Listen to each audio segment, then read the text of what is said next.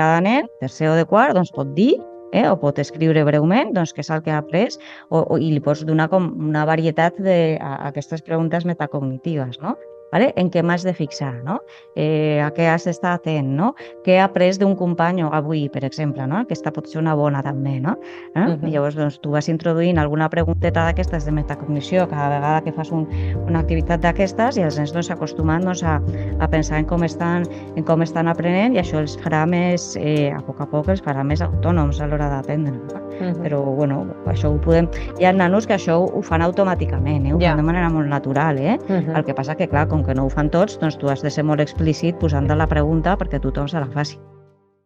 Bueno, també era per treure una mica aquestes pors, no?, a vegades, o aquesta desconfiança de ui, és que són massa petits, no?, per fer aquestes coses i potser, justament en el material, no?, que oferim, sempre hi ha un material d'acompanyament que dona pautes, no?, o dona peu a fer aquesta avaluació acompanyada amb un feedback, no?, també acompanyat justament i contextualitzat a cada estratègia o cada activitat que s'està plantejant, però també se li donen bases d'orientació, no?, calçades, per així dir-ho, als alumnes perquè cada vegada també tinguin més autonomia, no?, per fer-se aquest procés d'autoregulació. I aquesta por, no?, aquesta reticència de, bueno, això quan siguin madurativament estiguin més preparats, en realitat és una qüestió d'adaptació, no?, nostra també. Sí, és una qüestió d'adaptació i del que estiguis acostumat. Si tu t'acostumes a una cosa, doncs és que et pots acostumar als 7 anys, als 8 anys o als 15, vull dir, és que això Molt bé. és un tema del que estàs acostumat. Llavors, jo, per exemple, per generar aquesta autonomia, que al final estem parlant d'això, Sí.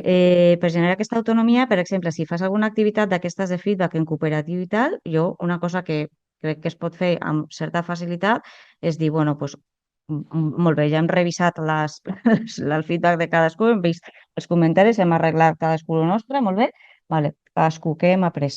Sí? Llavors, cada nen de tercer o de quart doncs, pot dir o pot escriure breument què és el que ha après i li pots donar com una varietat d'aquestes preguntes metacognitives, no?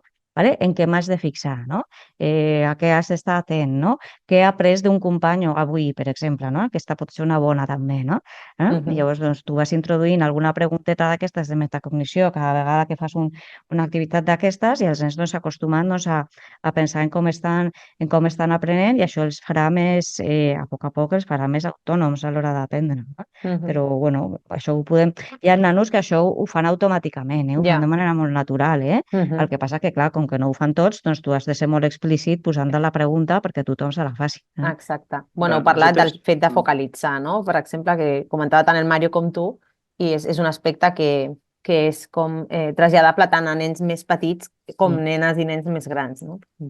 Sí, i una cosa que, pels nostres oients se'ls serveix, a les formacions inicials també ho expliquem de que resulta interessant iniciar la classe amb uns 5 minutets de rotllana, ni que sigui un cicle mitjà o un cicle superior, perquè és una cosa que a vegades no es veu més a infantil, però jo l'he utilitzat molt al cicle superior.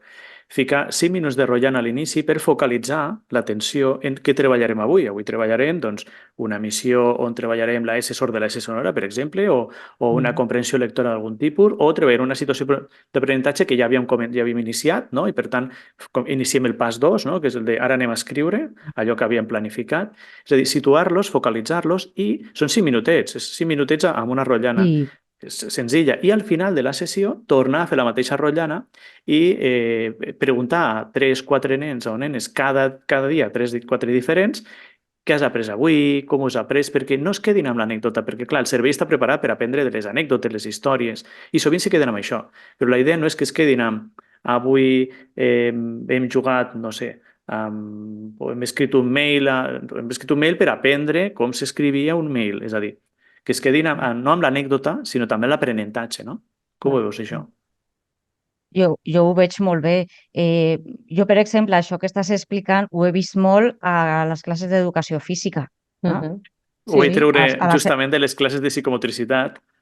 A la secundària, per exemple, els professors d'educació física és molt habitual fer això. Vull dir, a principi de la classe doncs, es reuneixen a tots els alumnes, no? I diuen, pues, avui farem això o tal, i fan una mica de recordatori d'alguna cosa que havien fet la classe anterior. I bueno, és un moment també doncs, per organitzar, de dir, pues, farem grupets o aquí està el material o el que sigui, no? I al final doncs, també hi ha aquest moment, no? Doncs, per què no Nosaltres fer fèiem el això a les campfire, no? assignatures? A mi Fèiem em el sembla foc de molt bona campament. idea. Fèiem el foc de campament i Clar.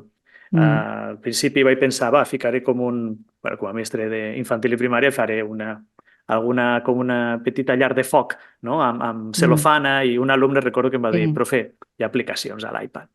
Pots agafar-te una clar. aplicació de Sí, foguera. no, I és no veritat, siguis llavors vaig tan cutre. agafar... Exacte. I aleshores vaig agafar i vaig dir, tens raó, vinga, vaig buscar, i és veritat, a YouTube tens hores i hores i hores d'una llar de foc, la Sí, pots posar amb l'iPad i feien la broma com que venien a escalfar-se les manetes al sí, foc de campament, no? Llavors fèiem sí, l'estoneta de foc de campament d'explicar-nos què hem après avui, com ho hem après, clar, quina anècdota t'has quedat, no? I és una estona sí, distesa d'estructuració mental, no? De dir, anem a estructurar el mm, coneixement del dia, no?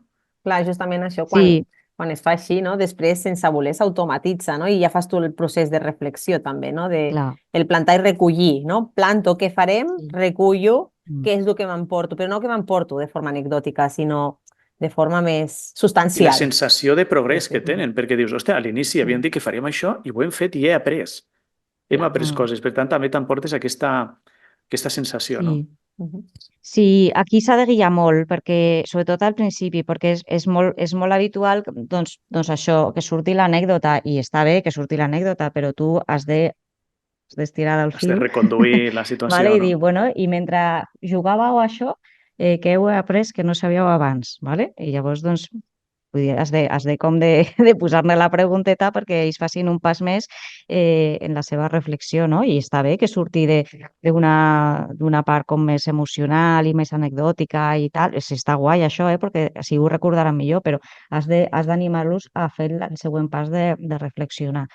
I aquí està el rol del mestre, clar. Mm? Clar, per tant, una forma de donar feedback podria ser aquest, no? És a dir, nosaltres incloem al final de Sí. cada situació un apartat de què hem Mm. après per treballar la Mm. metacognició, però cada dia es pot anar Mm. fent. I si algun dia no tens temps, Sí. no passa res, almenys Mm. que facis un percentatge elevat de les vegades, no? De les sessions de classe. A Mm. vegades no pots, però Sí. alguna cosa, no? Però Sí.